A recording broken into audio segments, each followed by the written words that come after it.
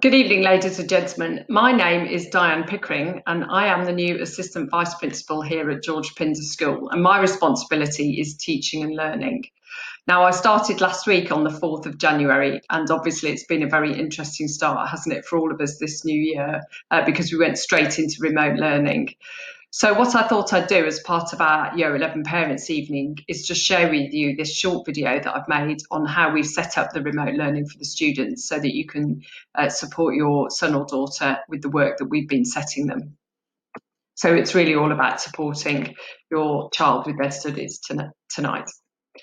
So first of all, everything is set on Google Classroom. So they do need to be able to log in with their school email address. So they're logging into their Google account. So the email addresses at school are set in a very logical order. So Year 11 obviously started in 2016. So they start with 16 GPS dash, then their initials. So mine would be DP, and then the date of their birth. So for example, it would be 11 if it was the 11th. At gps.hlt.academy. Once they put their email address in, it will prompt them for their password, which they put in. Now, if for some reason they've forgotten their password or they're struggling with their email address, then they just can phone us at school, and there are staff in school every single day, and we can reset the password for them if they need that, or talk them through how to type in their email address. Once they're into Google, you'll see that there's the 9 buttons on the right-hand side, the 3 rows of 3. Now, what this does when you click on it is it opens all the apps that are available through their Google account. But the one that they need to use first and foremost is the Classroom one there on the left-hand side. So they click on that. Now, I've got a test student in my Year 9 class, so that's why this is all Year 9. But for what we'll show for these students in Year 11 is all the classes that appear on their timetable. Google pulls it straight out of Sims, which is what we use to write the timetable, so the code should be familiar to the students. But there'll be English, maths, science, and then there are 4 options on there.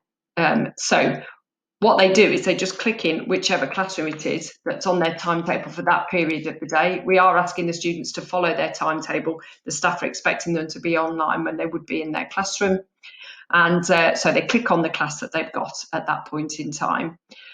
So this is what it looks like when they open it up. It's very straightforward. The first thing you can see there is the stream. Now, what the stream does is it's like an electronic notice board, if you like. It allows the staff and the students to communicate with each other by typing in on the stream. You can see I've sent a message there. I usually type in there at the beginning of the lesson just to say, hello, everybody. Welcome to the lesson, just to remind them what the tasks are. So that's what the stream is. The work is in the classwork section. So if they click on the classwork section, then they can see all the work that is due. And if you can see on the presentation there, that even gives a deadline that's been set by the member of staff on the right-hand side so that they can prioritise that. Now, I have done a separate video for the students on how to access that work and what to do if it's in Word or Google Docs, and that's available on the website. So there is further support for the students on how to access that. But for you as parents and people that look after our Year 11s, that's what you need to know, is that classwork tab is where the work is saved. So it's all on there. Okay. You'll also notice that there's a people tab at the top, and you might be interested in that, particularly like me. I've started in January. If your son or daughter has a different teacher, or you want to find out how to email that member of staff, or ask your son or daughter how to email that member of staff, then they click on people, and then they can just click on the email symbol there, and it will send them straight to a draft email that they can send, communicating with the member of staff. And that's it. It's all on Google. They need to be able to log in using their school email address and their password. Give us a ring if they're stuck on their password, and then they go to their classwork tab and off they go.